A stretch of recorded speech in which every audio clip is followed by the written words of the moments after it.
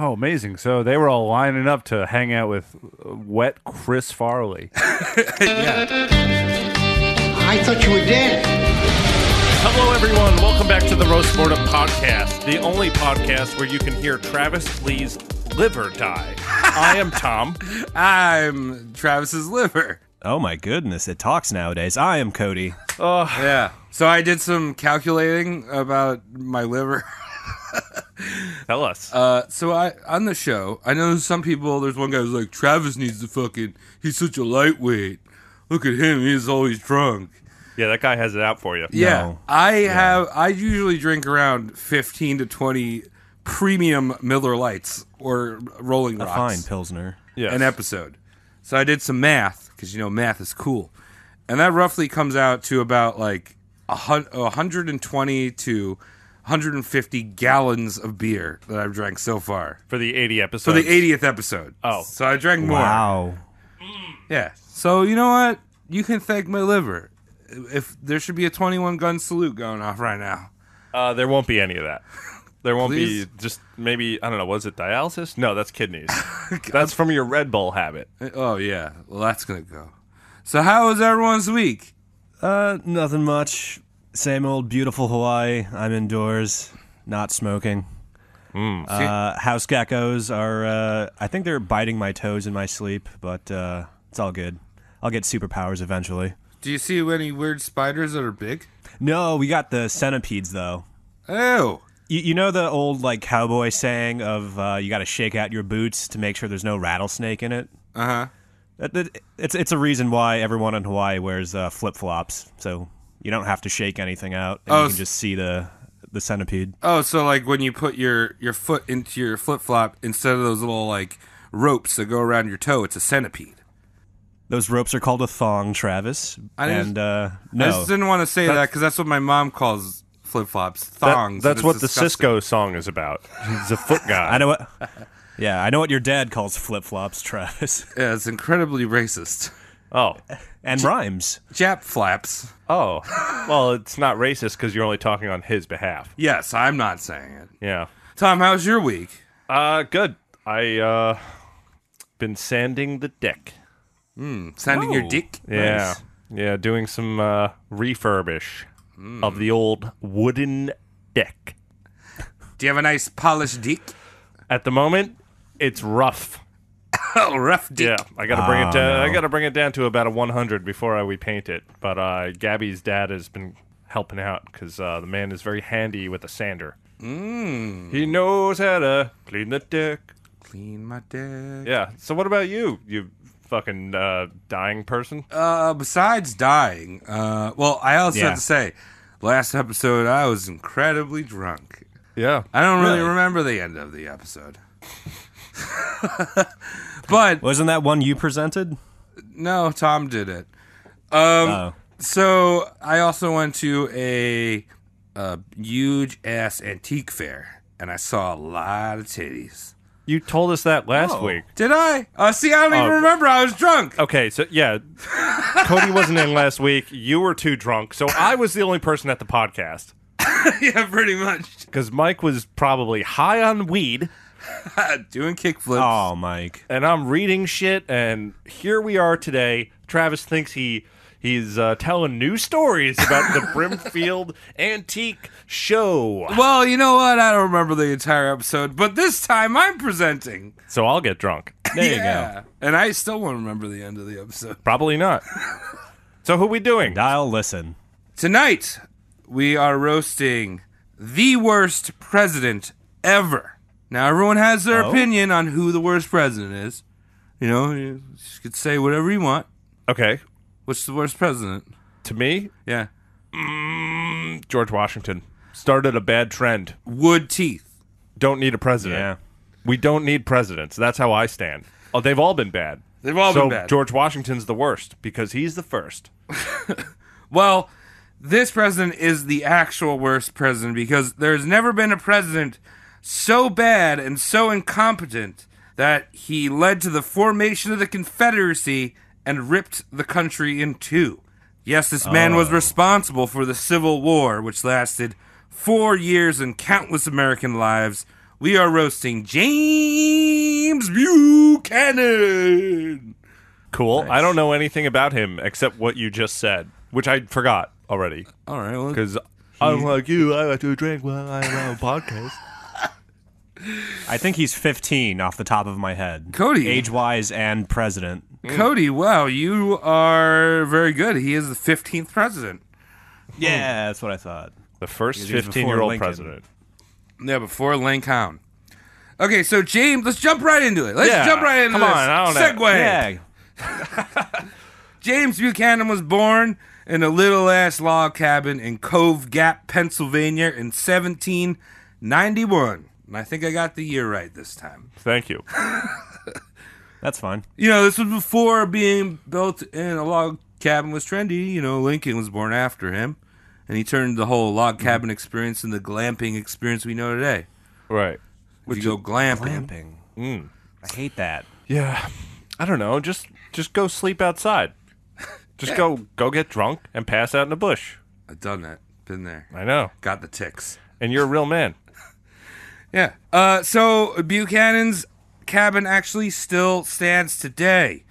This gooey little man. You can just imagine this gooey little man swimming around like a little human maggot on the dirt wood floor.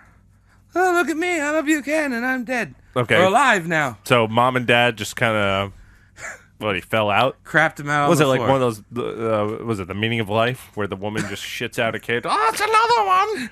Yeah, pretty much. Okay. So his daddy moves to Mercerburg, also in Pennsylvania. And quickly his dad becomes the richest dude in town. From log cabin, How quickly? richest dude in town. What'd he do? Sell drugs? Yeah. He was his jack of all trades. What? The jack old trades. Jack of all trades. Okay, so you know what that means, right? Yeah. You make sick beats. You also spray paint your car because you want to do that at some point. Yeah. Auto body backup. Killer Etsy account. Yeah. You need that to be a jack of all trades. You're also a tattoo artist on the weekends. Wink, wink.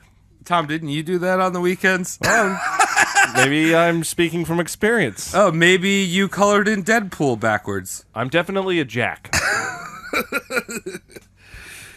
All right, so right now he's a baby idiot, James Buchanan, but let's just talk about, he grows up. Let's talk about what the dude looked like. All right, so we're skipping his whole young life into adult life. We don't really even know. It's a young adult life. Okay. Okay. So he's a young boy. He's out there. He's describe his physique. That's what I want to paint the picture for you of what this guy looked like. Mm-hmm. Okay, so he was about 6 foot tall, which made him only slightly above average for Americans at the time. He was a bit rotund, got a big old belly. barrel chested. He's got some blonde hair, blue eyes, and a deep ass voice. If you would look at his body, he actually had a disease that prevented him from growing any type of body or facial hair. So he's a smooth baby boy. Alopecia. I guess. So I mean, he had hair on his head, just not anywhere on his body. all right. I can't grow torso hair either. It's like a weird thing. I might have that disease. Maybe. Yeah, shaver's disease. Or it just might be that I'm half Filipino, but whatever. Moving on. Yeah, he didn't have that excuse. He was a smooth baby boy. And remember, this is the 19th century in America, and everyone had a big ass beard or some sick mutton chops. Mm-hmm. You know, and he's like, "Oh, I can't do." And he looked like Rob Grizzly Ford, Adams. Yeah. the Toronto mayor. Oh yeah. Oh, that's basically what. But he you was just bald described. though, right? No, Rob he had like Guy Fieri-esque hair, Yeah. So basically, but James natural Buchanan. guy, natural man Fieri.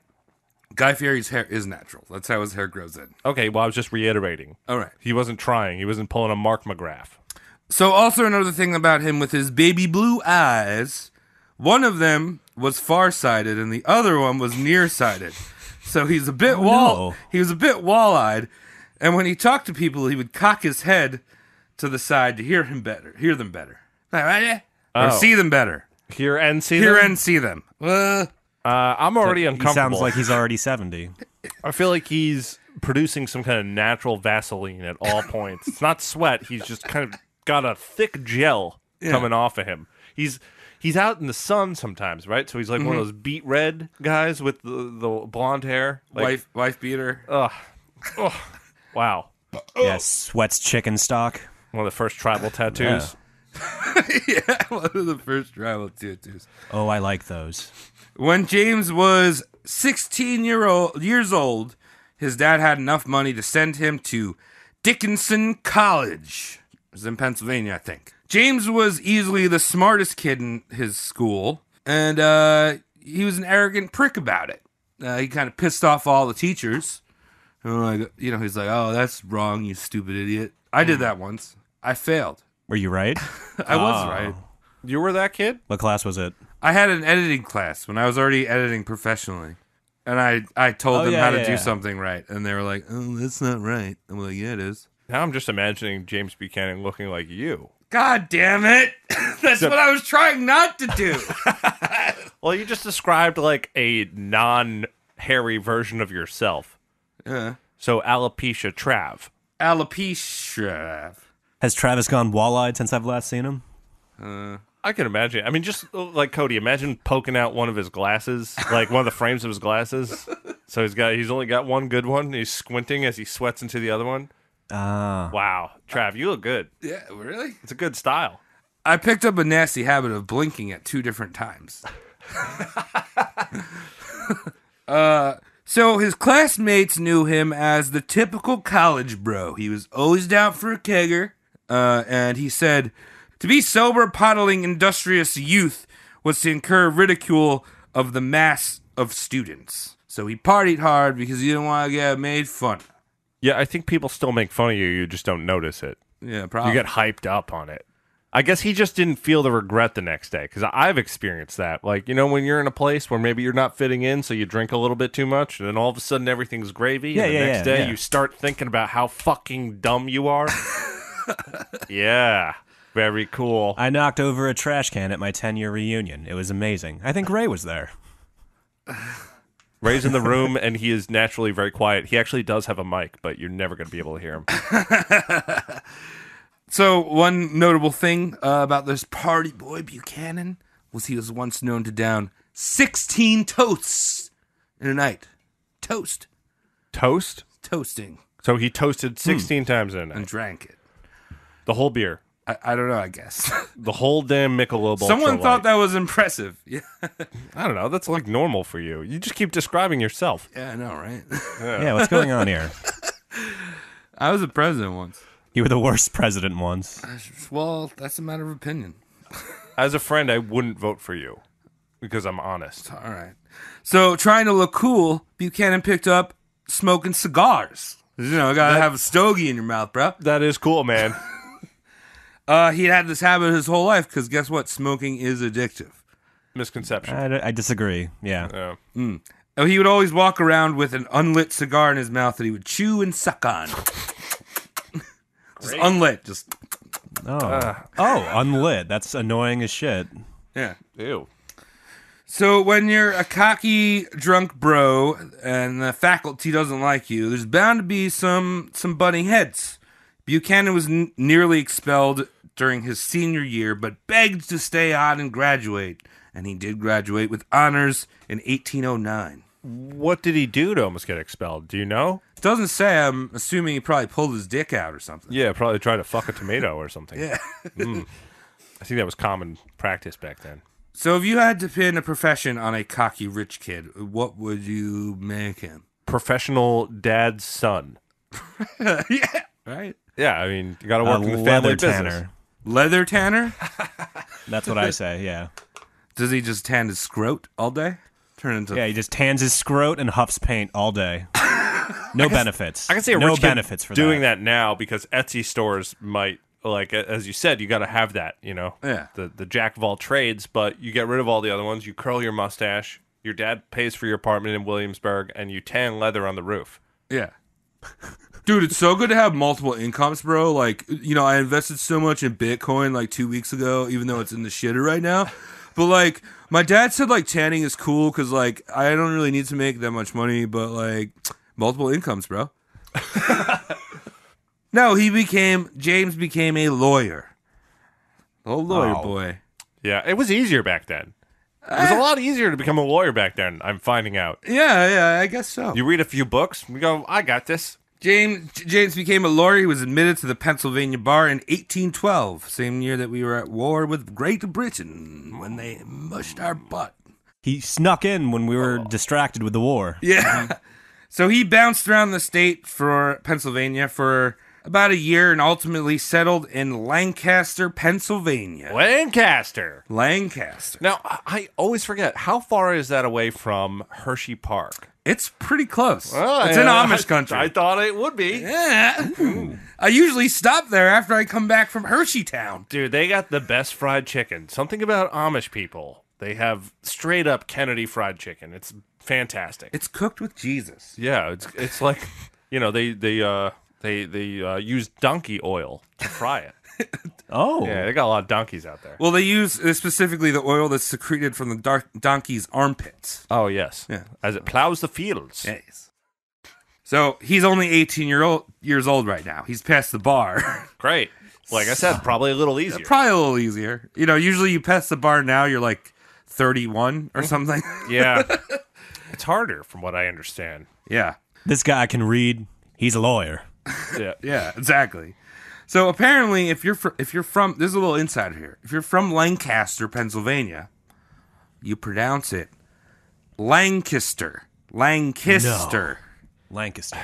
But I'm going to call it Lancaster because that's fucking stupid and they don't know how to pronounce the name of their own city. You're pronouncing it correct. Yeah, you're pronouncing it correctly, Travis. So if you're Lancaster, come at me, bro. Is that what the kids say? You really want to fight, don't you? Dude, I'm all pumped right now. I'm jazzed. Yeah, dude. You're Buchanan out. So Lancaster, at the time that James moved there, it was actually the capital of Pennsylvania. And he picked that strategically because capitals meant more influence. You could brush shoulders with the elites. There was more money there. But just as James was ready to open the doors on his own practice, the Pennsylvania Commonwealth legislation moved the capital to Harrisburg. So James was there, just churning butter with the chicken-making Amish people. Oh, yes. Oh, wow. Hold on. I just thought of this. Like, the whole traveling thing and the rich dad and the blonde hair just gave me the Tommy Boy. Chris Farley Hey. from Tommy Boy. I think Yeah. that would be a good way to describe our Buchanan here. Pretty much. Yeah. Yeah. So James took this capital move as a personal attack. He was like, they did this on purpose. The fuck? There's this Chris Farley looking fella. He's walking towards the city right now. You guys want to move the capital, perhaps, to somewhere else? So James packs his bags and goes back to Mercerburg, where his father was, and he whined about how it was unfair and that they fucked him. And Why didn't he just move to the new capital? Well, Yeah. Here's the thing. His dad's like, just shut the fuck up, kid. I just was able to save up enough money to buy 3,600 acres in Kentucky, right next to the capital of Elizabethtown. Oh, So you wanna go there- $14. So if you want to go there and make your name for yourself, go there. So James is like, fuck yeah, I'm going. And Kentucky at the time was kind of like a frontier town. It's a perfect place to make your name for yourself. So he packs his shit up, he goes to Kentucky. Thing that he didn't realize that he was a little bit too late because Kentucky had already grown a whole bunch, in Elizabethtown especially. There's already courthouses, and it was a budding frontier metropolis. On top of that, other lawyers and men of influence had already moved in and beat him. I'm sorry, this is just confirming everything I said about the Williamsburg thing. That The kid. spoiled kid Yeah. who's like, Williamsburg is up and coming, Dad. Will you please move me in? Exactly. So in his words, he said, there was Henry Clay, John Pope, John Allen, John Rowan, Felix Grundy. Why, sir, they were giants, and I was only a pygmy. Next day I packed up my trunk, and I came back to Lancaster. Oh, so he went for one day? That was big enough for me. Kentucky was big enough for them. Or something. I didn't put this Or last time. something. I really hope that's Kentucky was, I spelled two wrong. I got confused. Kentucky was too big. Oh, you spelled T-O? Yeah, I was like, Oh. why is there two Kentuckys? Yeah, that doesn't make any sense. So he was there for a day, and then he was like, I'm going to go back to Lancaster. I'm going home. Oh.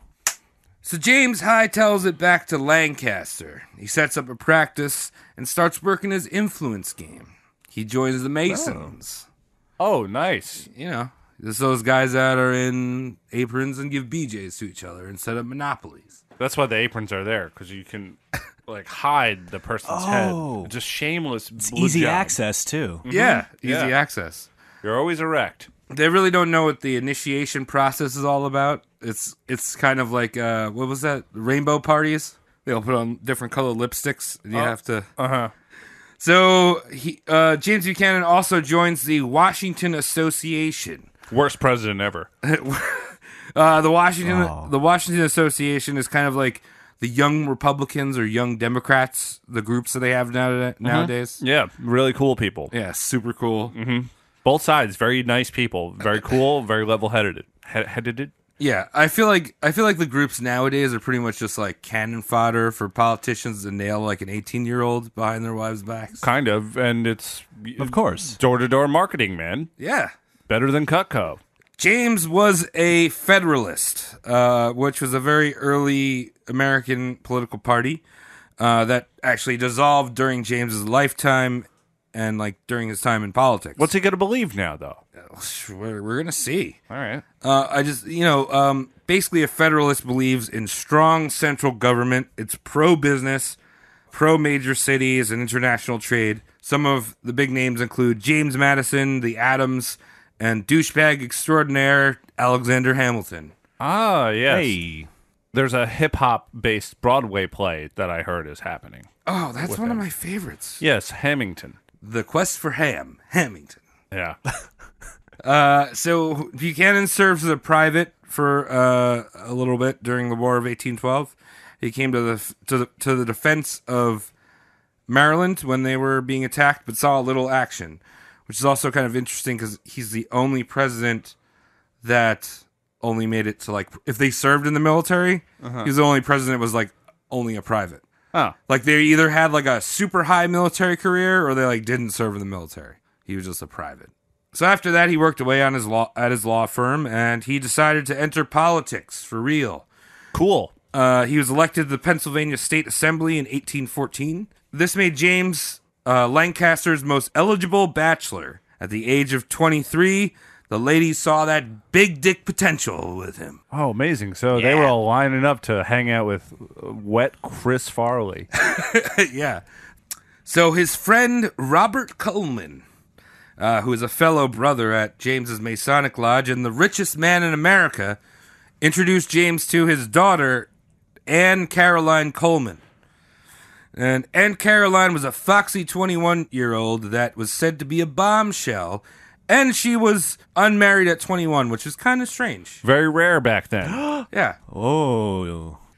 So James goes out on a date. He's like, hello, you look nice. And then he asks Anne to marry him in 1819. Wow, how'd that go? She said yes. Oh, wow. Aw. Now, that summer in America, 1819, there was a financial crisis. And Buchanan, who was a property attorney at the time, became swamped with work. He was constantly going between Philadelphia and Lancaster as people tried to sell and buy foreclosed land. So, like, shit was going under. People were like, I gotta sell my property. Or, like, I gotta buy my property. Okay. So, Anne felt that she was being ignored because James really never showed any kind of attention to her to begin with. He was like, hey, you want to marry me? Okay, bye. Oh, okay. Yeah, stay here. I'll talk to you later. So, rumors started to circulate that James was only in it to get a piece of that Coleman wealth, that dowry that we're talking about. Yeah, that camping gear. So in much of a kind of like TMZ fashion going on, James was spotted making home visits to the Jenkins family, who's one of his wealthy landowning clients. And there he was introduced to Miss Jenkins' busty sister, Grace Hubley. If a last name ever came with big tits, that would be it. Yeah. Hubley. Yeah, she sounds bustly as hell. Hubley. Look at them totters. Yeah. Macromastic. So more rumors spread about Buchanan, and eventually it got the word about Grace got back to Anne, and she was already feeling neglected, so she fired a letter off to James calling off the marriage. James actually received the letter in the courthouse Like someone was like, "Hey, excuse me, James, there's a letter for you." And he apparently went pale when he read it. He's like, "Oh no, this ain't good." I need this, Coleman. I need it. All right, so 2 days after sending the letter, Anne is hysterical. She's screaming, she's throwing shit. She's like, somebody told her, she's like, "You gotta go see your sister in Philly. Get your mind off this James. He's a dickhead." Yeah. Right? Yeah. She's like, "You go there, see an opera, get your nails did, like, that shit." Go see the Eagles, Yeah. Get a cheesesteak, Yeah. yell at people. So on the way there, she caught a cold. And after raving and ranting with her sister for a few days in Philly, she mysteriously died. Now, Wow. we don't know if it was a cold. Some people think it might have been a suicide. But the dumbass doctors in the 19th century just said she died of hysteria, which is Of course, yeah. bitch freaking out. She died wow. of hysteria. Yeah, she was using a noose as a tissue. Oops. So James was shocked when he heard this. He sent a letter to the Colemans, and they returned his letter unopened. He asked if he could see the body before it was laid to rest. Again, the Colemans refused, saying that it was his fault that she died. Damn straight. You did this. Look what you did Yeah. to this person's decisions. You had to go hang out with Busty Hubby. Yeah. Hubbly. Hubby's fine too. Hubbity bubbly. Well, look, I'd like to see the body, but also I'd like to see them titties again. Yeah. Oh, how you doing? I'm irritated with like a half a second of lag, but like, can you imagine like all this news unfolding by snail mail back in the day? Oh, yeah. You can't call anyone back instantly. Like, there's no star 69. There's no instant messenger red receipt. Like, it's got to be a pain in the fucking ass to be like, "What do you mean you're breaking up with me via letter?" There wasn't even Joseph Gordon-Levitt to deliver it by bicycle. Yeah, No. right? Yeah, exactly. No premium rush is happening. How can you slide into his bike DMs? Hey, I have a DM for you. I'm just gonna slide in here and sweat away. Okay, so I make a lot of jokes about Busty Hubby, but after after Anne's death, James Buchanan moved into full political mode. He was elected into Congress as a Pennsylvania representative in 1821. Great. A position that he would hold for 10 years. And obviously, he lived in Washington during that time. Now, James was, again, a very eligible bachelor. He was rich, powerful. Every lady wanted to get his Buchanan. I tried to make a joke there, You should right? stop writing Yeah. jokes into the script. You're very bad at it. I thought it was good. Buchanan. No, I give that an F. Okay, all right. Moving on. But James actually never courted another woman, which is kind of surprising. What, they court him? Well, you might say that he was heartbroken over Anne's death. But part of the reason why Anne called it off is because he just wasn't interested in her, you know? Well, yeah, that, and also he sounds like the kind of guy who just gets off on the power thing, you know? Yeah. It's like, oh, I'm putting all my time into that shit. I saw some big tits on the side. Not interested in anything. That was cool. Yeah. The thing is James was actually all about the dudes. Nice. What? That's right. We had a gay president. So Long before, oh my what is goodness. it? Buttigieg? What? Just a few years before Abe Lincoln, Yeah, who was also who was our gay. second gay president. Well, he was Wow. I think everyone was gay back then. Let's be honest. bi. Yeah. They all wanted to be Freemasons. What do you got to do to be into this? Suck a few dicks? Dude, why am I not there already? Sign me up. So James moved into Alabama Senator William Rufus King. Now, into his apartment. Now, two dudes living alone as bachelors. Two senators? Well, we got a senator and a congressman. Oh, dude. So, I mean, that's all right. You give them a pass. It's just two dudes, roommates, Pork whatever. barreling.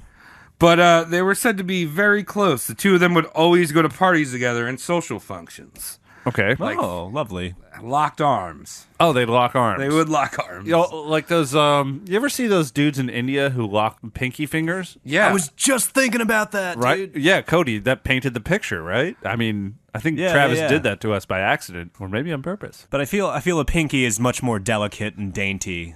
Like an arm's lock is like they're both power bottoms. You know what I mean? Right. Yeah, a lot of thrusting. But I want to lock thumbs. You want to lock thumbs with someone? Yeah. I don't know anyone else with thumbs. Yeah. So while Buchanan might have passed as fairly masculine type because he had that low voice. Low voice, and a barrel body, and the hell of a lovely southern mop. Well, he's northern. Well, he's a southern mop. Where do you keep your ham? Yeah. So, but King was very effeminate. Often senators called him Aunt Nancy. Little King boy. Yeah. Aunt Nancy. Aunt Nancy. Wow. King referred to Buchanan as his better half. So I'm just gonna put it out there. Buchanan was probably making anus love to King, which is totally cool nowadays, but back in the 19th century, not so cool. Wait, why wasn't it cool back then? I mean, because Christians. Are you just talking about context? I'm talking about because Christians would be like, no, that's not cool, bro. Well, Christians today would be like, not so much either. Today also, bro. Yeah, but back then there was more of Christians to be like, I don't like this. It was more dicey back in the day to get away with it. Do you know back then they actually didn't have a term for being gay? Yeah, it was just having a good time. Yeah, it was just chilling with your bros. What are you doing? Having a good time. Oh, butt sex. Well, I mean, Got it. The term gay actually wasn't used until like the 40s or 50s. Yeah, but they also didn't have a term for homosexual back then either. They were just, it was like devil stuff. Devil stuff or dude lovers. Yeah. Yeah, fornicate. It would just be labeled as fornication and be done with it. Sodomite. Yeah, sodomy. There you go. That's the fancy old school word for it. Yeah. So, you know what wasn't cool? Because, two guys having some butt loving is okay. But, it wasn't cool. But, Thanks, Travis. Yeah, right. It wasn't cool. You come here for your gay rights talk. Yeah, right. Postmortem, the most, I'm not even going to finish that. What wasn't cool as opposed to gay butt sex, which is all right? King's political influence over Buchanan. Now, King was a senator from Alabama. You remember, this is pre-Civil War. Mm-hmm. So King was very pro-slavery in his attitude. Now, his pro-slavery attitude rubbed off on Buchanan, who was a northern politician. So even before the Civil War, many of the northern states had already abolished slavery, including Pennsylvania. And James was a representative of Lancaster, which meant he was supposed to represent his constituents and vote pro-abolition or abolition. Mm-hmm. This was not the case. James was actually banned from his Lancaster church for being pro-slavery and also for not living a Christian lifestyle, a.k.a. butt stuff. Oh. So now there was a term for northern politicians who sympathized with the South and its slavery, and that term is called dough-faced. Dough-faced. Dough-faced. I love it. Yeah. This meant a weak, timid man that could easily be shaped and molded by strong-willed Southerners. They would often visit plantations and be enticed by the luxurious lifestyle of a slave owner. So Buchanan's going down to South Carolina being like, ooh, you can get iced tea here? Oh, look great. Oh, I love iced tea. Dough my face. Dough me. I'm just imagining Colonel Sanders trying to spoil him. It's yes, double breaded chicken. Well, he's already living amongst the Amish. They already make damn good chicken. Yeah, as I said before. But then he goes, Actually, none of you have fact-checked me at all. well, all right. But then he goes, But I'm not lying. I like how much you sunk your teeth into what I said. well, I'm just saying, then he went down south. They're like, check this out. You brought chicken? You brought chickens in your pockets? John the 6th? We have a waffle. Just put that shit on it. Oh, wow. Where was the first Waffle House, by the way? I'm going to probably say Georgia, but you need to fact check me about that. I can't wait to go to Waffle House. I'm going on a road trip soon, me and Gabby, and we're going to be driving around. And I am looking forward to I'm going to stop at every Waffle House. Everyone? Everyone. It'll take you a while to get I'm to pretty your much, destination. I'm 6 days of Waffle House. Now, the whole strong, centralized, government-focused Federalist Party that I talked about, that James is part of, slowly began to fade over time. And his politics in particular started to switch from that centralized government to individual states' freedoms. Now Buchanan ran as a Republican Federalist. He's going to change again, but that was just a part of his journey. Of course. Now, Buchanan became an avid supporter of Andrew Jackson. Cody, you roasted him a while back. Yeah. That was another bad president we had. He was a dick. Big dick. This is our third president now, right? Yeah, we did Jackson, Bush, Jackson. And now Buchanan. Buchanan. So Buchanan actually switched his party once again to a Democrat. So he was a Federalist, a Republican Federalist. Now he's a Democrat. Now Democrats at the time were usually Southern, pro-slavery, all about states' rights, small central government. But here, James Buchanan from Pennsylvania is drumming up support for Andrew Jackson, which is not really kind of fitting the tune of the rest of the North. This old school politics shit doesn't make any sense to me, as does this new school politics shit. So Buchanan retired from politics for a short period, which basically just devoted his time to Jackson. And he was really hoping that Jackson would make him his VP. But Jackson was like, nah, I'm going to go with Polk, Big Daddy Polk. Oh, I love Polk. He's so cool. Oh, yeah. Coolest guy. Didn't do anything. Now, Jackson actually really disliked and distrusted Buchanan. He used to call Buchanan Miss James Buchanan. Oh, that's clever. And now he wanted Buchanan out of the political sphere altogether. So he gave Buchanan an ambassadorship to Russia. And when asked later why he chose to send Buchanan to Russia, he said, "If I could have sent him further away, I would have." Oh, yeah. I just think he couldn't name a farther away country. Yeah, exactly. We didn't. No relations with the East yet. Nothing in Japan. Yeah, nah, Russia's good. Yeah. Buchanan reluctantly accepted this ambassadorship, and he had never been abroad. He was like, oh, whatever, I'm just going to go to Russia. He was only abroad when Jackson was like, Miss James Buchanan. You see what I've done there? Study abroad. Wow. Oh, I studied abroad It's once. so much fun. I love studying broads. So Buchanan didn't know a lick of Russian, but he did know one way to get through to his Russian hosts, and that was party, vodka.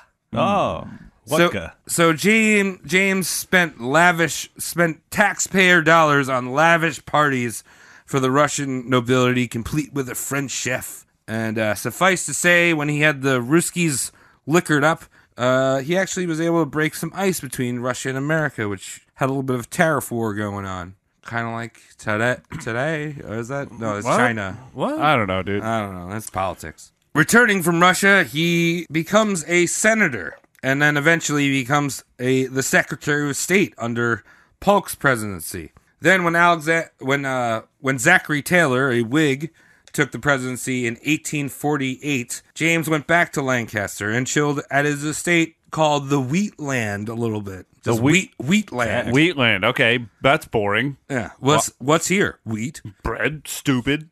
I don't know. Some land. You can import wheat. You don't need to be where the wheat is. It's just easier if it's right in the backyard. You make bread for free. Yeah, but you can get the wheat and bring it to where the meat is to make hamburgers. So I actually had a chance to visit Wheatland because back in September, my cousin got married in Lancaster.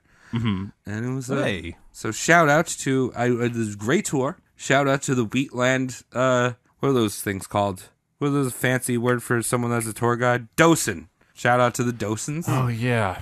I actually Never heard that word. I actually did learn a few interesting things about Buchanan that I didn't know prior. Was that he loved to drink. He was a big old drunk. Most of them were. Yeah, but he was around the Wheatland. All of the furniture. Well, first of all, he would go through a barrel of whiskey a week. How much is a barrel? A big. Small barrel? Like the Like a big. big oak barrel. He would go through that personally. I mean, he probably had parties too. But Okay, well, if he had parties, that's fine, but... But on top of that, he had special furniture that he could hide drinks in. It's like his Why? chair would pop open, and there'd be like a little Why would he have to hide it? I don't know. Would he have to, like, hold the chair up and tip it down his throat? Was he the guy who invented the globes that you keep gin in? Those are the coolest. If he was, we wouldn't be roasting him. Oh, dude, I was actually looking online for one of those Yeah? because I love the world and I love gin.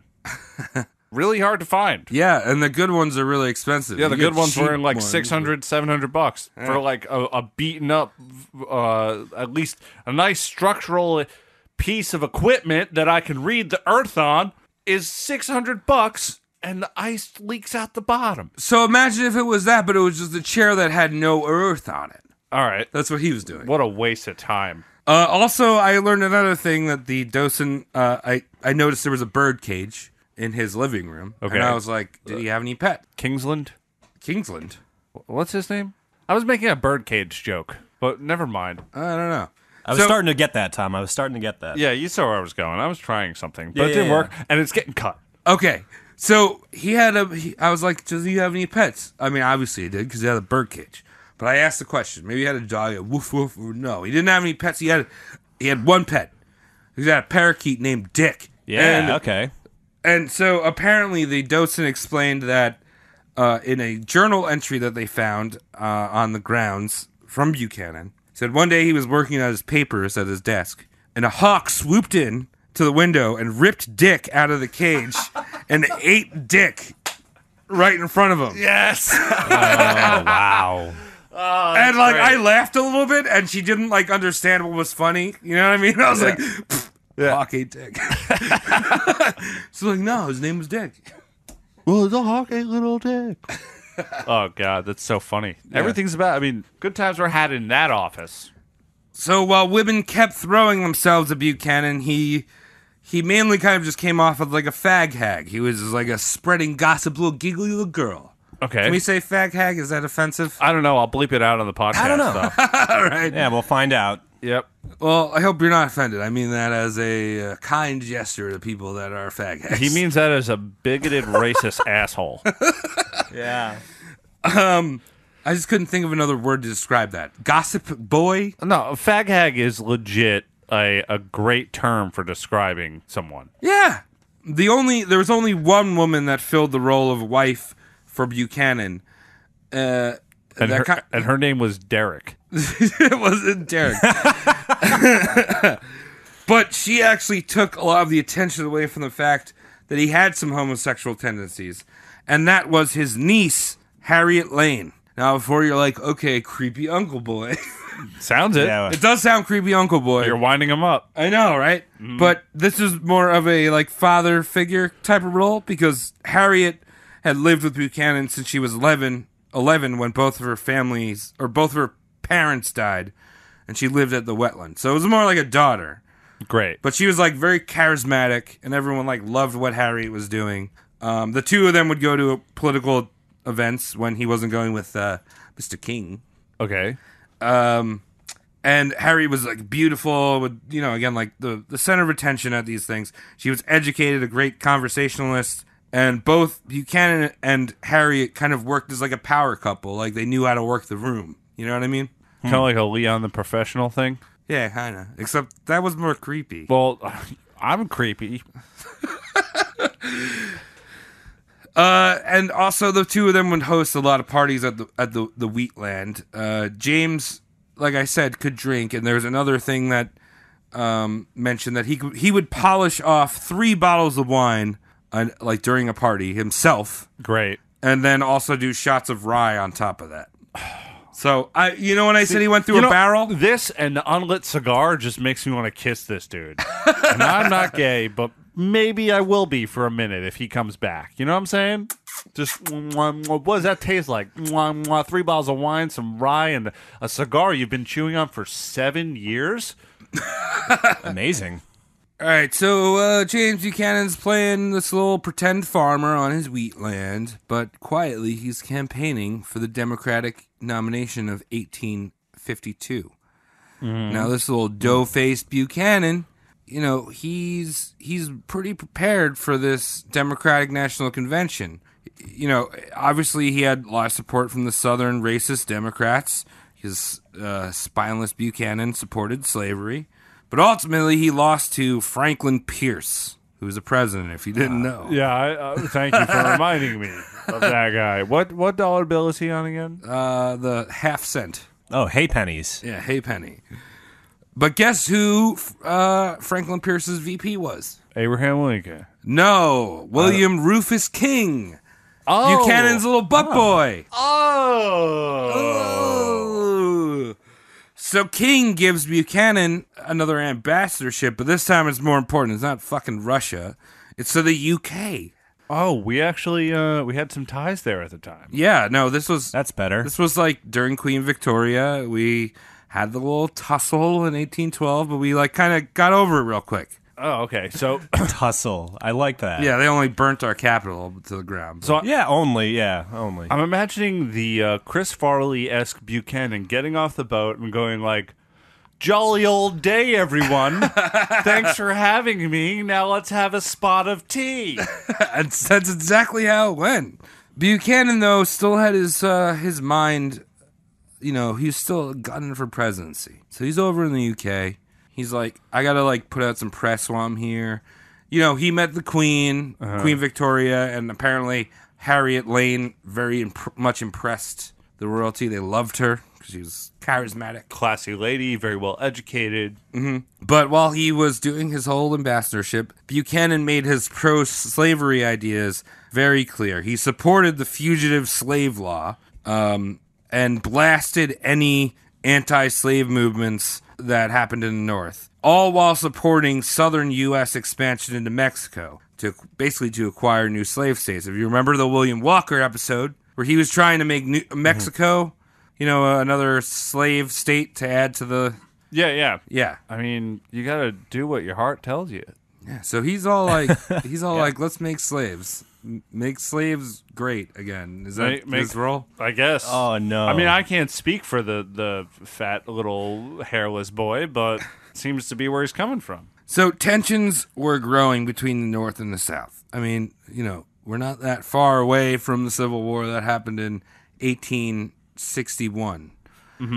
And Buchanan kind of seemed like the perfect candidate for the Dems because he was a Northerner that supported slavery, and they thought, hey, this is a great way to like bridge the gap between, the South and the North. That's what I was trying to tell all the Republicans when Mitt Romney was running. Make him black. Paint him. Put him in blackface. Little blackface. Yeah, Put him in blackface blackface. never hurt anyone. And no one will know what to think. They'll be like, that's our guy.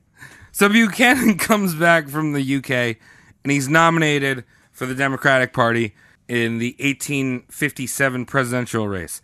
And he actually ran against two other parties. So it was a three-party race. Great. It was him, and then Millard Fillmore, who ran for the American Party, which is also known as the Know Nothings. Okay. And then yeah. John C. Fremont, who ran for the Republican Party, which is, again, Northern people. And Buchanan won with 43% of the votes, and he became our 15th president of the not-so-United States. Oh, I see what you're doing there. It's a form of foreshadowing. Yeah. But also we know it happened already. Yeah, Because you're everyone right. knows about the Civil War. You like my writing, right? I'm like a little Walt Whippy. You're Walt Whitman with less child abuse. So, Buchanan was an old-ass dude when he was elected president. He was 65 years old. And actually, he's the fourth oldest president to take office. Really? Do you want me to name the top 5 oldest boys? Sure. Do it. Whatever. Number 1, Donald Trump. He is old. He's got experience. That's He why. is the oldest president to take office. He's 70, or he was 70 when he took office. Wow. It's the 45th president. Great. Number 2, Ronald Reagan. Old. He is 69. Wow. He was 69 years old, the 40th 60th year. president. Wow. William H. Harrison. You never heard of him. No, well, I No. have once, but I forgot. He was 68 years old. He only served for 31 days as president before he died of tuberculosis. Oh, very cool. Yeah. Well, And he was our 9th president. We had James Buchanan, 65 years old, 15th president. And then number 5, George H.W. Bush, 64 years old, our 41st president. what a great set of people. Right, you think about that list there, and you're like, stop electing old fucks to office. No, look, the way I see it is that every time I'm out at a party where I don't know anyone and they say something like, if you could go to dinner with one person in history, who would it be? And I would say, I got 5 people. It's the oldest elected presidents. Yeah, there you go. Yeah. Nice. And I'm paying. I'm taking those guys out. Buchanan. Arby's. Yeah. Arby's. Yeah. Arby's candlelit dinner. Ruby Tuesdays, seniors night, free salad bar. Great. Early bird special. Fuck yeah. Buchanan was also the only president that was a lifelong bachelor. Never married. Huh. All right. Wonder why. The only other single president that we had when he entered office was Grover Cleveland, who married after a year of being president. So he cleaned up his image. Yeah, he's like, oh, I got married. So there's some weird little trivia. You can whip that out. You impress your girlfriends. You can like impress your ladies. You taking out that. Guess what? Grover Cleveland, he's married. Yeah, presidential marital status is definitely a big one with the ladies. Yeah, right? I know. You can impress them. You wink at them. Yeah, and it'll be immediately followed. I guarantee you this. It'll be immediately followed with a "make love to me." Right? Yeah. Please. Yes. So James packed his cabinet full of Southerners and fellow Northern doughfaces. He made sure to not appoint anyone that disagreed with his point of view. And remember, this is 1857. The Civil War is only a few years off. And the Union is hanging on by fucking threads. So here Buchanan is playing into all this slavery bullshit. And, the North is like, what are you doing? Why is there all these pro-slave people here? Now, let's be completely fucking clear about the Civil War. Okay? Because a lot of people say that's about states' rights. If you say that, you are a fucking moron. Because the Civil War was not about states' rights. It was about one state right, and that was slavery. Well, that's what they sold to people. That's what they sold after the fact. They sold they sold it then and they sold it now because you can even get people like the people who fought in the Civil War. Most of them weren't like in the Confederate side. They weren't slave owners because slave owners had money and they didn't need to fight this shit. Do you understand? So you sold it to the people at the time. This is a states' right issue. In reality, it's industry for the wealthy. No, it was straight up slavery. That's what I mean. It is that. But the story, the people who say that it was about state rights, that has happened since day one of it. Because that's how they were able to sell this shit. I mean, you're not going to go to war. Yes and no, but some of those people that were fighting also had the idea of that. Hey, if I do the right things, I could be like a slave owner. Well, that's you know true. what I mean. Well, like that's what they were going on. That's one part of it, but it's more of you can sell it easier to poor people that they're fighting for the cause of state rights over slavery. And I'm not saying those people weren't extremely racist in other regards. All right, Tom. So I'm just gonna say you're a fucking moron because it's about slavery. I'm not saying it isn't. I'm saying that was the selling point. The selling point of it being about states' rights we hear about today, it was just as relevant back then. Yeah, and I'm just saying when you hear people say about states' rights nowadays, they're fucking dumb. And when back then they were dumb too. What I am saying is that they've all been dumb. I'm agreeing with you, and I'm letting you know that that's not a new ideology that people are standing behind. Okay. I got serious. You got very serious. Drink more beer. Anyway, I'm going to keep drinking beer because this shit was not about big government. It wasn't about little government. It was about fucking slaves. That's what it was about. Bingo. 2 days after Buchanan's inauguration, the Dred Scott decision was declared. Dred Scott. Now, yeah, it's not... Oh, what was that again? I forgot. Yeah, it's not like the cool Judge Dredd. Dredd was a black slave whose owner had taken him from Missouri, which was a slave state, into Missouri Territory. And because of the Missouri Compromise, Missouri Territory was a free territory. So when Scott's owners brought him back to Missouri, Scott sued his owners, saying that because he was brought to a free territory, he was freed. Does that make sense? Yeah, I think so. Yeah. Right. You bring him over to the free place, like, oh, okay, I guess I'm free now. Can't take me back. Get in the van. Well, the court said essentially that the Constitution was meant to include American citizens that were not black, regardless whether they were enslaved or free. Therefore, the rights and privileges inferred upon American citizens did not apply to them. So basically, Scott was property to the owner, regardless if he was in a free state or if he was in a slave state. So it didn't matter where he went in the world, Scott was always going to be a slave to his owner. Right, because the owner was based out of a place where it was legal. Yeah. So Buchanan supported this decision to the court because, great guy. Yeah, real nice man. He had actually hoped that it would be a decisive call and the issue of slavery would be put to bed and the country could focus on annexing Cuba and Mexican territory. But he was completely wrong because the Northerners were like, this is so fucked. You don't see how fucked this is? Yeah. And yeah, brah. And even more so, he's like, you're the president. You're also a fellow Northerner. Like, why are you supporting this shit? You know? Huh? Yeah, I hear you. So that's the second day of his presidency. Cool. That happened. Wow. Yeah, so we know where this is going. All right. And the same year, 1857, the economy took another hit. It was the Panic of 1857. And this mainly affected the northern states.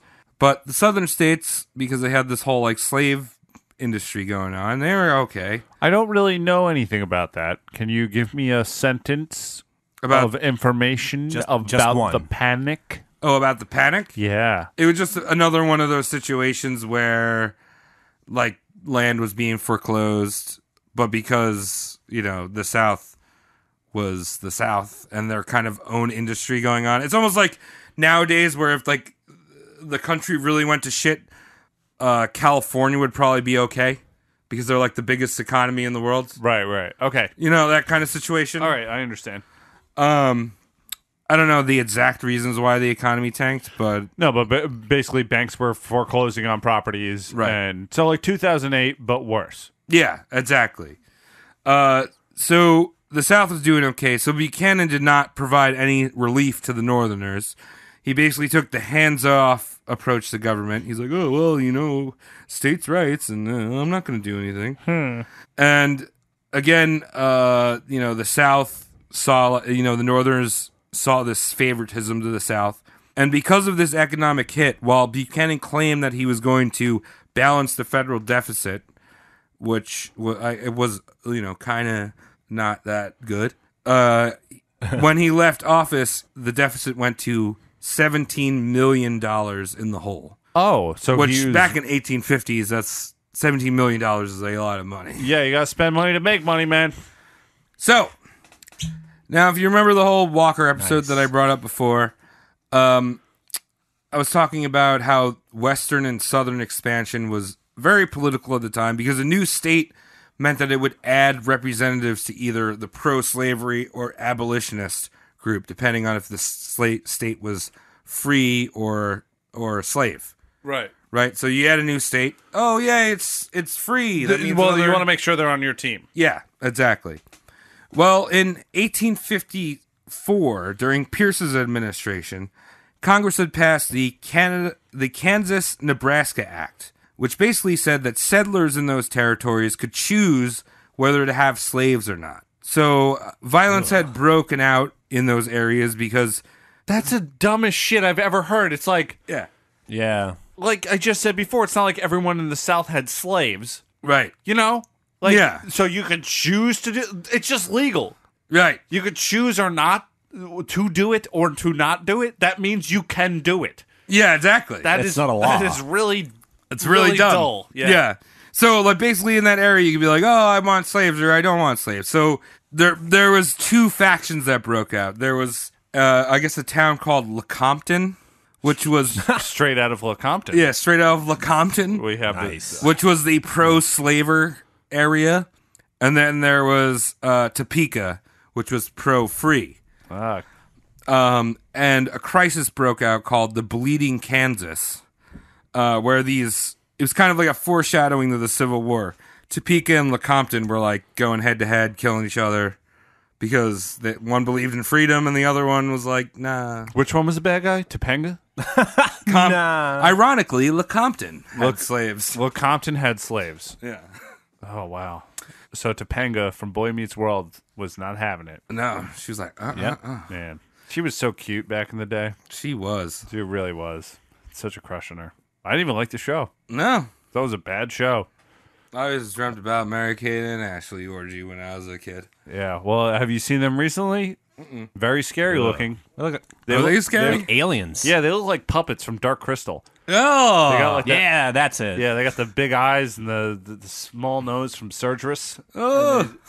Yeah, it looks like you could stick your whole hand into their anus and talk for them. All right, so we've got the two factions, the Mary-Kate and Ashley. Mary-Kate is racist. Ashley is... No, go back to Lecompton and Topanga. Okay, so we got Lecompton and... I forgot even how to say that. The real one. word. Yeah, I know, because I'm saying Topeka. Topeka. Topeka. Ha. Topeka. Okay, so Topeka and Lecompton. And so in order for Kansas to officially become a state of the Union, it needed to submit a state constitution to Congress and the president that needed to be approved. Okay. So during Pierce's administration, the Bleeding Kansas battles were going out, and the two constitutions were being floated around. There was the Topeka Free Constitution and the Lecompton Slave Constitution. Now, when Buchanan took power, because this was all still going on, they were fighting all during Pierce. And then Buchanan steps in, and he goes, "Oh, I really like the Lecompton one because they're slaves." I like dough. Yeah, I like it. It's kind of what all the other Southern boys like. Is there something on my face? Like, not here. What is and that? not here, but like, right? It looks like here. Looks like an uncooked pizza. Yeah. Huh. That's weird. You should see a doctor. I am a doctor now. So he's pushing around. Buchanan's pushing around the Lecompton Constitution in Congress. And frankly, Buchanan really didn't care whether or not the state was slave or not. He just wanted more Democrat supporters. Yeah. So if it became slave, that would be like, oh, more Dems for me. Great. You know? And even though he had pushed the Constitution for Lecompton, the abolitionists won, and Kansas became a free state in 1861, which is an interesting date because that's the start of the Civil War as well. And Kansas is actually known as the Free State, I believe. That's their motto. The Free. Huh. Okay. Yeah. I get you. Now, Buchanan was openly partisan. He often came off as aloof, kind of, but he was always trying to, please the right person. He was handing out patronage. What is he handing out? Little hand jays. All right, patronage. Patronage, hand Yeah, jays. just a little page job. Page job. So this ultimately led to a bunch of Northern Republicans to organize the Kavod Committee, which, because The hell is that? it was a committee that was formed in Congress, and they were sure that Buchanan and his administration had been extorting and using bribery in favor of the slave states. So basically, kind of like what was going on in our country right now. I wouldn't go so far as to say anything about President Trump like that. There was a committee that was formed. I don't understand what you're talking about. All right, drink your liquors. So, while this committee fell short of impeachment, it did find that the administration and Buchanan personally were handing out bribes to congressmen and people of interest. Buchanan was handing out money to congressmen specifically to push this Lecompton Constitution in Congress. She's like, oh, you know what? There's a place called Kansas. You would love it, and you could get slaves there. Take this 20. Oh, okay. Kansas? Kansas. Okay, so now is he like subsidizing people to go there and No, he's in Congress, and remember they had to vote for the Constitution? right? Yeah. Whether it was the Lecompton or the Topeka. Oh, okay. So he's So he's handing out 20s to people that are like willing to vote okay, for the I got Lecompton Constitution. you. Gotcha. So they weren't able to impeach him. But, whatever. He is just doing bad things. All right, so now, while Buchanan's just bumbling away through his presidency, the real star of the show is Harriet Lane. She was 26 years old when she entered the White House because she came with him. Mm-hmm. And she was actually the first woman to be called First Lady, even though she wasn't a wife. She was the first person to be... She had... Her tits were that big? Wow. First lady. Dude, oh. Wow, amazing, really. Yeah, so, you don't need to be the person's wife or husband to be first lady or first man. Yeah, so anyway, everyone watched her with their mouth agape. She would set fashion trends. And she actually kept the whole relationship between the UK and the US warm, which I mentioned before. So she was kind of like, she'd host events at the White House, and everyone was like, oh, Buchanan's fucking up, but Harriet Lane, you seen her? She's great. Seen her around? Wow. Do you see those cups in action? So Buchanan actually, surprisingly, when he swore into office on his inauguration, he promised that he would only serve one term. I don't know why. What? I think it was because he was old. He's like, I'm only going to serve one term, and I'm out. Did he actually do that? Yes, he did. Okay. He only served one term. Wow. Trustworthy guy. Wow. Trustworthy man. Yeah, he did not try to go for a second term. Wow. So when campaign... So what? He just willingly resigned, like after one. Well, he willingly resigned, and the Democrats held a separate. The Democrats held a separate convention to find their own, like a new party member. Yeah. And he was like, "I'm done." Freaking weird. I know, it's kind of weird, That's right? so weird, dude. So when the campaigning kicked off in 1861 for presidency, James was kicked back and was like, "Whatever, I'm just gonna feed this Southern rage right now." Okay. Yeah. This is 1860. The war's gonna start next Southern- year. Southern discomfort. So the Democratic Convention nominated a guy named Stephen Douglas, who Buchanan absolutely hated. This guy was like a political rival all throughout his career. Stephen Douglas probably works at one of Mitt Romney's staples. Probably. It sounds like a very Staples-worthy man. The Democratic Convention, they nominate the Stephen Douglas guy, who was another Northern Democrat like Buchanan. He was a doughface. But unlike Buchanan, he wasn't so wish-washy about new states becoming Southern, right? Okay. Or becoming slave states. So he was like, "This is the law. We, stick to it. Whatever." The Southerners were like, "We don't want that." So they separately nominated Buchanan's pro-slavery VP, John C. Breckinridge. Hey. Now, of course, Buchanan supported his sleazy VP in the race. Like, he wasn't running, but he was like, "Oh, my vice president, he is..." Well, you still want your party in. Well, no, they're from the same party. Okay. This is two Democrats. Oh, so they're the fighting. convention voted in Stephen Douglas. Uh-huh. And then the Southerners were like, "I don't like this guy because he's not going to be Oh, okay. pro-slavery. Sorry. Oh, okay. So let's separately run the VP." I understand now. Yeah. And then Buchanan's like, "Oh, yeah, well, my VP likes slaves." And so it's a two Democrats, and then the other person, Republican Abraham Lincoln. I love him. We will roast Abraham Lincoln. We 'cause will. He has enough to roast. Oh, wow. Okay. Well, look, I don't know if it's going to be so much of a roast of Abraham Lincoln as it is a sexual exploration of Abraham Lincoln and his log cabin. Lincoln Log. So Lincoln's presidency was simply, if he became president, that would be simply unacceptable for the southern states. General Wilson Scott told Buchanan while he was still in office that at least 7 southern states would secede the Union if Lincoln was elected. And he recommended that Buchanan move troops and artillery to the borders just in case that happened. Buchanan didn't do anything. He was like, he didn't even like this Wilson guy because, again, Buchanan was really catty, and he was like, "Oh, this guy didn't vote for something that I wanted once." Right. I'm not going to do anything. Who wants Panda Express? I can go from some Panda Express right now. Yeah. So as we all know, Lincoln won, and all of Is that how history went? Yeah, history went that way. Are you sure? Amazing. Lincoln won, and so all the South was yelling about secession, and Buchanan was forced to address Congress, and while Buchanan denied legal rights of states to secede, he held the federal government legally So while Buchanan denied the states' rights to secede from the Union, he also said the federal government could not stop them.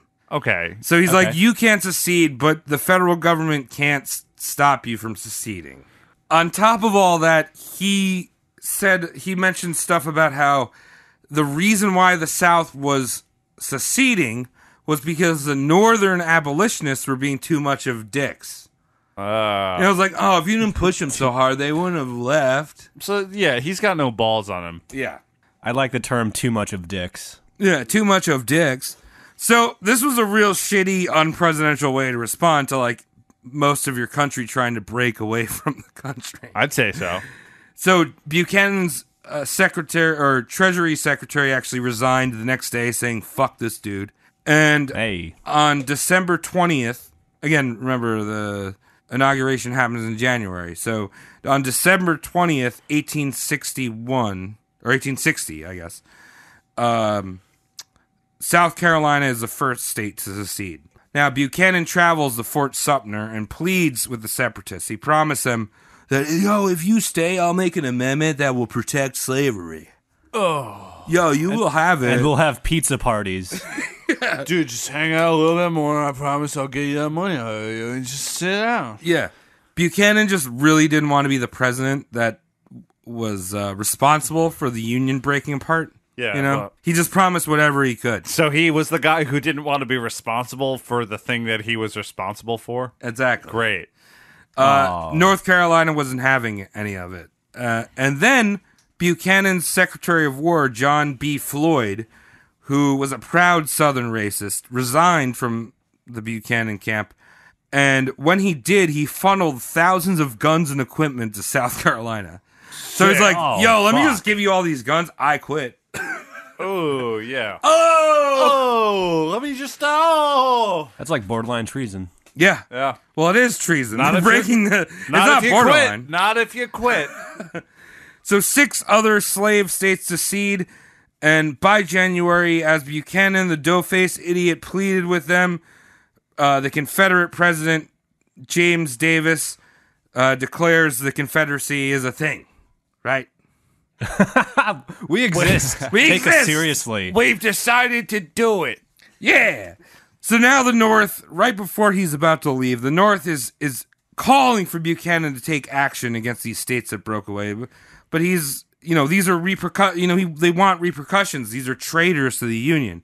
Again, Buchanan doesn't do anything. He's like, I don't want to be the one that's responsible for the first shots, and I'm going to leave anyway. And in a true lame duck fashion, he just fucking waits it out until he's sworn out of office. And then Lincoln takes in to fucking deal with the mess that he created. Awesome, dude.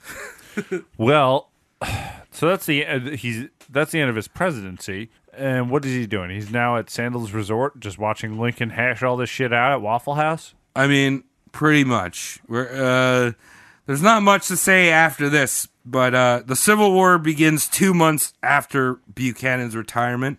He sides with the Union. After all this shit, he's like, oh, yeah, well, the Union is the U.S. Yeah, because he knew he was going to fuck up, because the South was going to lose that one. Yeah. You could see it from a mile away. Yeah, so he actually he returns back to his Lancaster estate, the wheat land, and people start sending him letters calling him a traitor, pictures of him hanging from a noose. The Senate actually called a hearing to decide whether or not he colluded with the Confederacy. There is no collusion. No collusion. None at all. No collusion. You see a lot of trends between the worst president and the best president the ever. current president. Yeah, no, I Current understand. president. I mean, the thing is, when you're so good, sometimes Sometimes you look like the worst president. Yeah, when you're so good, when you got it all figured out, when you're just a natural, because not everyone needs experience. You know what I mean? Yeah. You just get in there. Yeah. And you do it. Well, you know what? I'm just saying there's a lot of parallels that I didn't even notice until right now. I didn't write this in the script. I'm like, that sounds like someone. So Buchanan Cutting takes all that out. No, we're not. We're keeping that shit in. All Buchanan takes it for a while, but then he starts to write his defense. And he said that he was always patriotic to the Union cause. And that was pretty much the rest of his days, just writing about, like, defending his legacy. This guy loves changing parties, flip-flopping, and, like, switching his, like, general, like, mission statement, it seems. Yeah. Dough-faced, right? He's a dough-faced.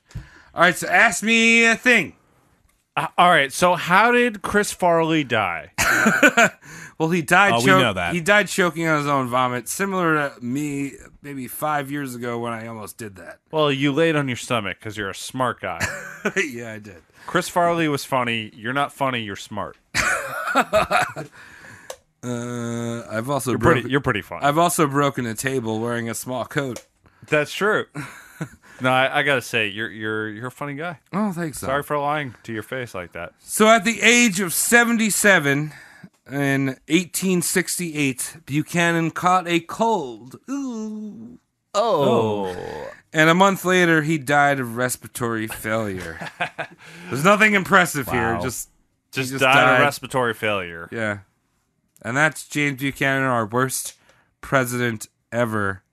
Easily. Wow. I mean, it doesn't matter how you feel about current politics. This guy was responsible for literally making the country break into two. Wow. Oh, don't close that. Cody's on there. Oh, no. Cody, can you still hear us? Yeah, what just happened? Oh, nothing. Travis closed the computer. Yeah, Travis shut I the- was just used to doing that. That's okay. Well, thanks for bringing in James the Buchanan. Nice. Dude, check out my cannon, bro. Travis, I got to apologize once for you because the more I visualize him, the less he's like you. Oh, thanks, Tom. Yeah. I'm not a doughboy. You're not a dough man. No, you're not. I've known you for many years. You're not a doughboy. Dude, I think... You might be a bit of a dough goat. No, you can't call me anything related to dough because you have not seen my Macarena. It is fire. I've seen your Macarena. I've known you for 20 years. Yeah, you've seen my Macarena, so I can't be dough. I'm always bread because it's so hot I did Macarena. That's true. Yes. Good point. Yeah. So we got Travis the bread on Macarena. And no, that was fun to learn about a president. This will probably be the episode I will, in the moment, retain the least of, because this president sucks so bad and he's so useless that I'm giddy with forgetfulness. Yeah, well, a lot of people don't know about him because they're so giddy. Like, Yeah, he was very laissez-faire in all of his decisions. What was his name? Buchanan? Yeah, Butt Cannon. Butt Cannon. James Butt Cannon. That's Butt Cannon. That's Butt Cannon. He died in 1868. I know we don't usually do this, but because I want to forget about him, how about we do this? We'll work our way backwards into the episode. Cody, how was your week? It was good. I grew a papaya, ate it. It was tasty. Awesome. That was about it. Travis, how was your week? Sick. All right, cool. Well, my week was also sick. So thank you for tuning into the Roast Mortem podcast, our coverage of James Buchanan, the bullshit president. And you can find us collectively at Roast Mortem Cast on Facebook, Instagram, and Twitter. And you could check out the Patreon, patreon.com/roastmortemcast. And you can find me at on Twitter at Saunched, SAUNTCHT. You can follow me at Travis Legion on Instagram and Twitter. And I am the 50th president of Emerge. Wow. I will vote for you. 50. I was lying. You would before. vote for me? I would. I was just. I'm just being a dick, I'd vote for man. you, too. I would vote for you. Yeah. I'd be the Hell first yeah. president with, like, dick pics out there. No, Trump has to have dick pics. Dude. Come on. You know he scrubbed that shit. Trump has... Yeah. Cody, where can we find you? And I'm glad I'm chasing the idea of Trump dick pics out of your mind. I am Cody McCann, at Cody McCann on Twitter, CODYMCCANN. And also, not that it like matters because this guy sucks, but Ray, where can we check out your acoustic material online? Yeah. Oh, just Ray McHale Acoustic on Instagram and YouTube. Dude, you should there you listen go. to it. He does some... His fingers, they can move. They speak louder than him. I'm just going to say Jesus there, Christ. his fingers move We particularly. we promise you can hear his acoustic set better than you can hear his mic pickup. Maybe we should just end with a Ray Miguel song. I'm doing it right Doing now. Hell yeah. Oh, this is a great song. Oh, I like Ray, this. did you write this? Yes. Peace. Hold me now. I'm 6 feet from the edge and I'm Raymond.